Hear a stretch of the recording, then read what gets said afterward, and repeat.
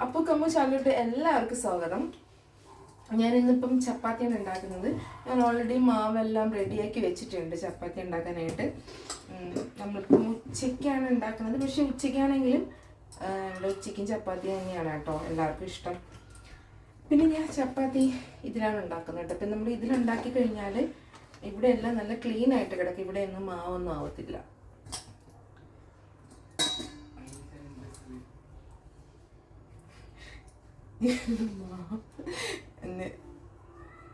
നിങ്ങൾ ഇങ്ങനെയൊക്കെയാണോ ചപ്പാത്തി ഉണ്ടാക്കണമെന്ന് എനിക്കറിയില്ല.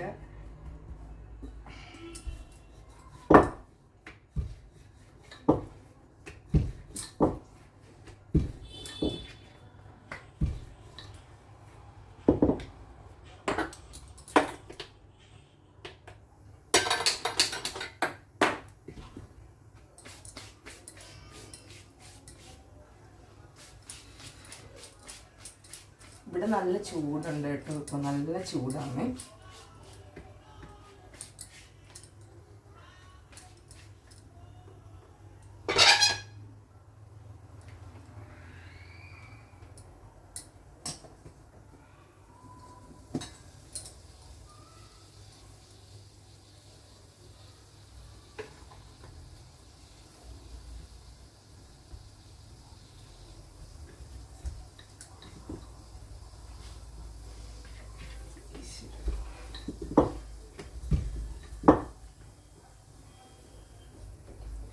ഈ ചപ്പാത്തി ഭയങ്കര ഷേപ്പൊന്നും ഉണ്ടാവില്ല കേട്ടോ.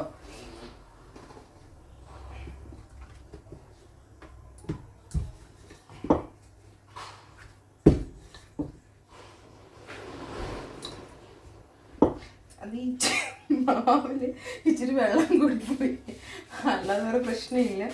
അത് കുഴപ്പമില്ല. ഇച്ചിരി വെള്ളം കൂടുന്നതാണ് അതിന് കുറച്ചുകൂടെ സോഫ്റ്റ് ആയിട്ട് വരുന്നത്.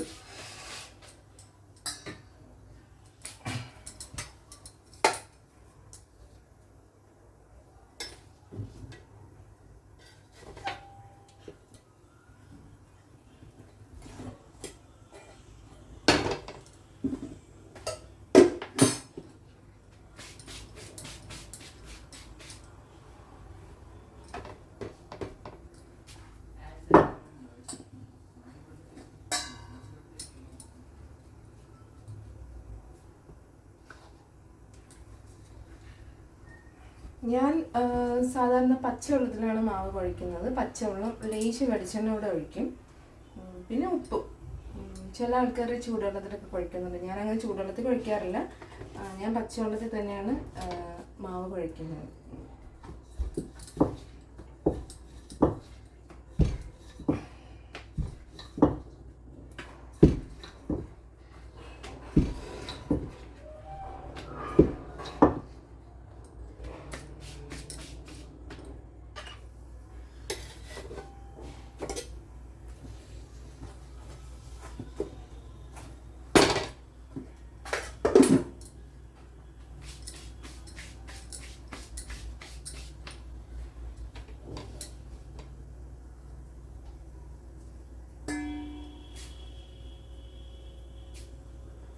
അപ്പം ചപ്പാത്തി ഏകദേശമൊക്കെ റെഡിയായി കഴിഞ്ഞു.